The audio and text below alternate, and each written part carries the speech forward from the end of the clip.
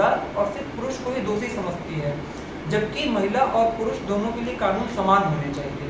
हम एक्चुअली इसी चीज़ की मांग कर रहे हैं केंद्र सरकार से, अपने सत्याग्रह के माध्यम से, अपने आंदोलन के माध्यम से, और हम यहाँ पे 10 लाख हस्ताक्षर का अभियान भी चला रहे हैं, जिसमें हम लोगों को अवेयर कर रहे हैं और लोगों को थोड़ा करेक्ट से दिखाना नहीं चलेगा कि लड़की किसी पराये शादी के बाद पराये मर्द के साथ घूमे, रात रात घूमे, घर रात पूरा, पति का ये भी अधिकार ना हो कि उससे पूछ सके कहाँ घूम रही है।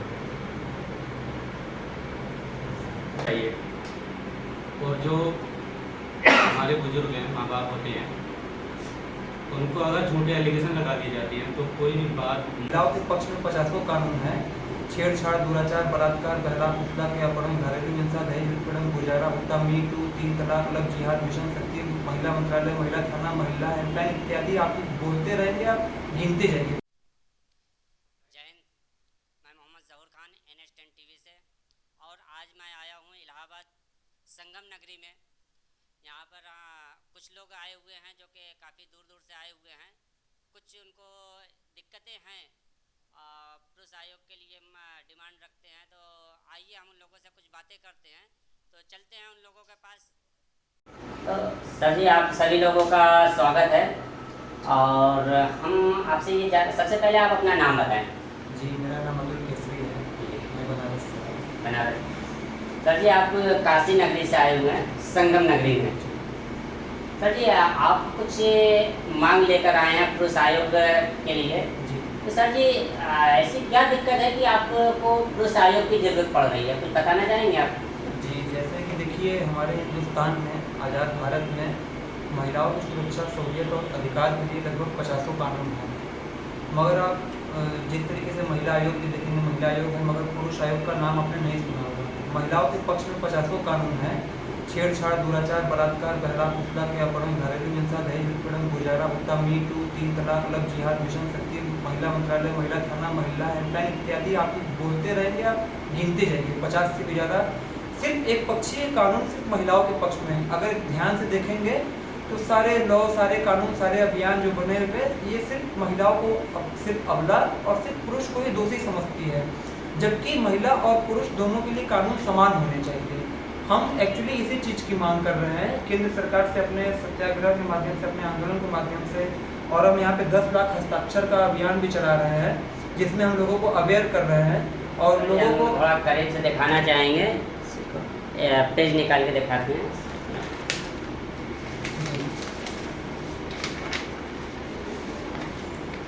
इस चीज़ को हम करीब से दिखाना चाहेंगे सर। इसके पीछे भी है।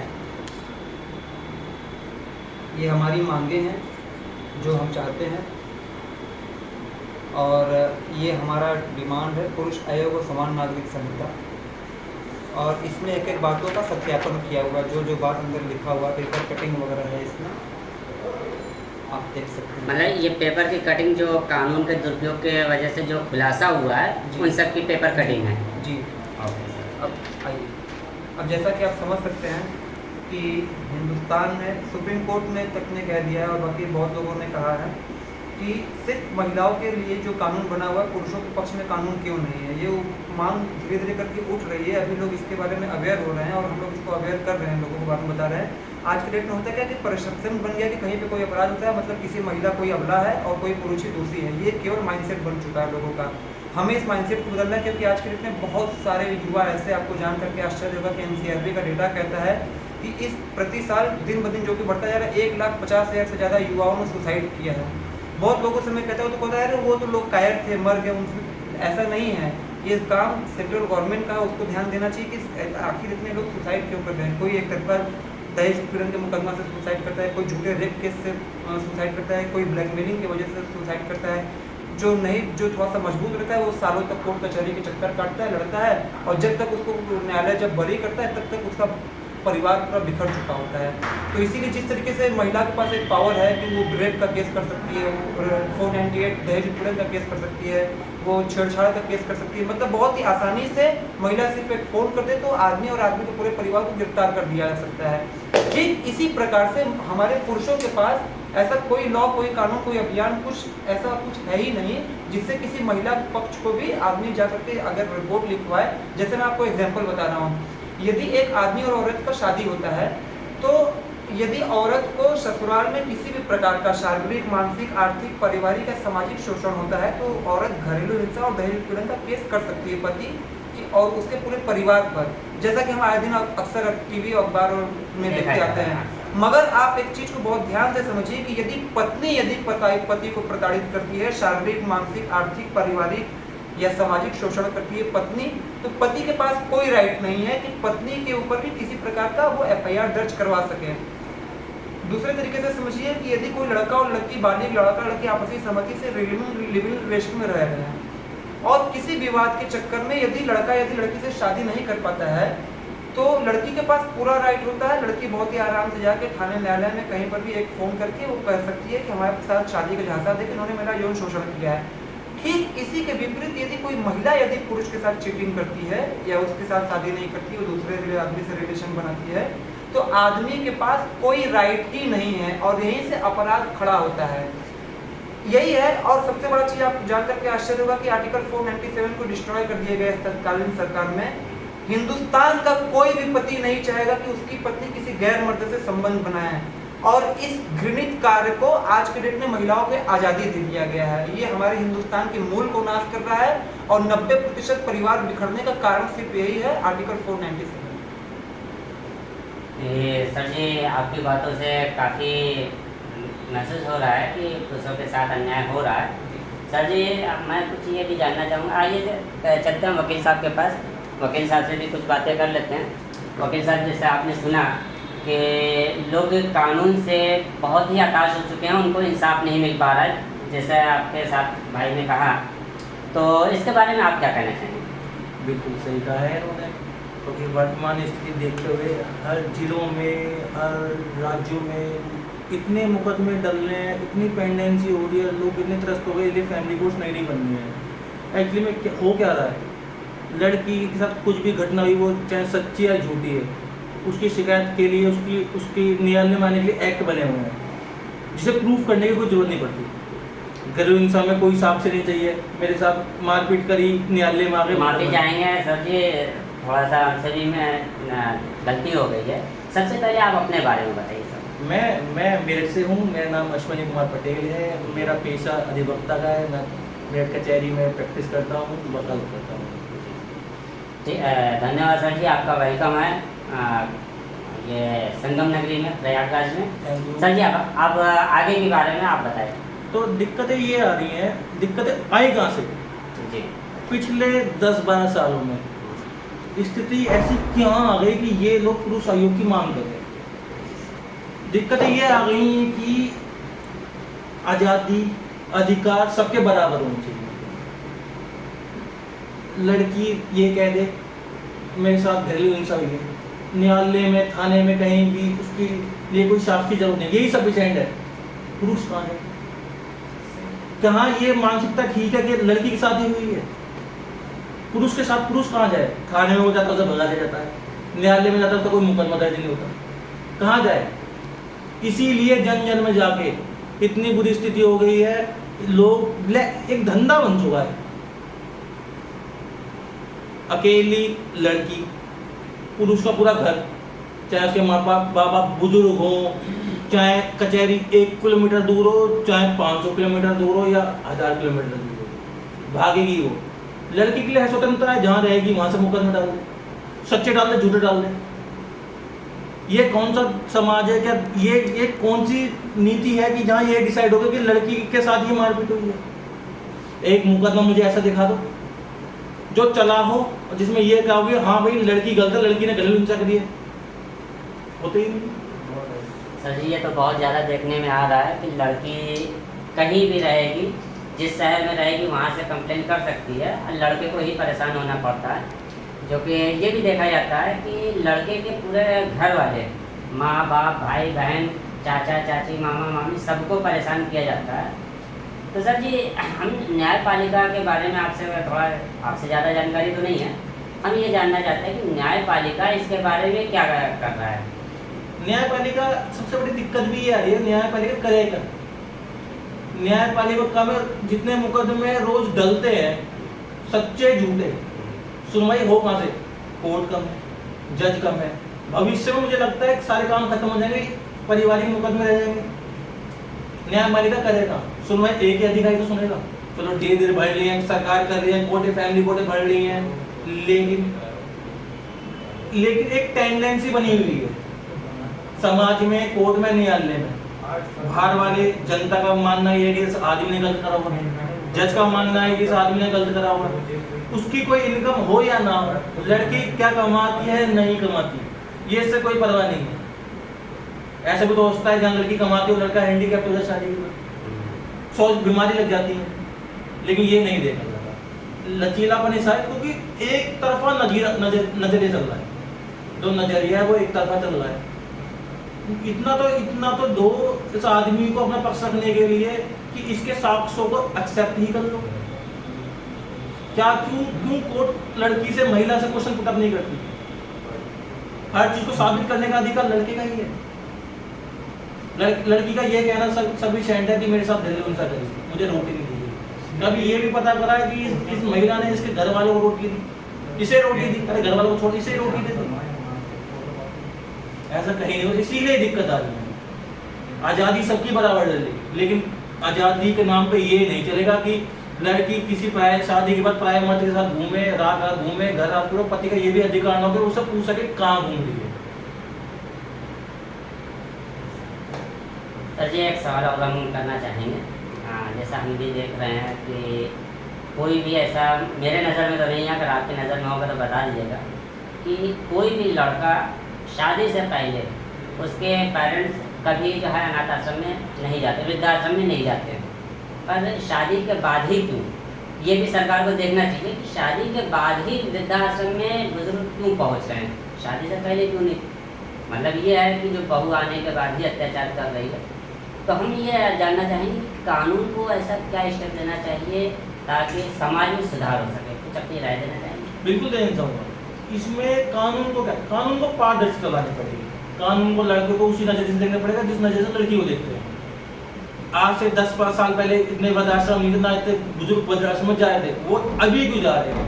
अभी इसलिए जा रहे हैं क्योंकि स्थिति इतनी बुरी पैदा हो गई। और ये एक आपका समस्या नहीं है, एक महामारी है।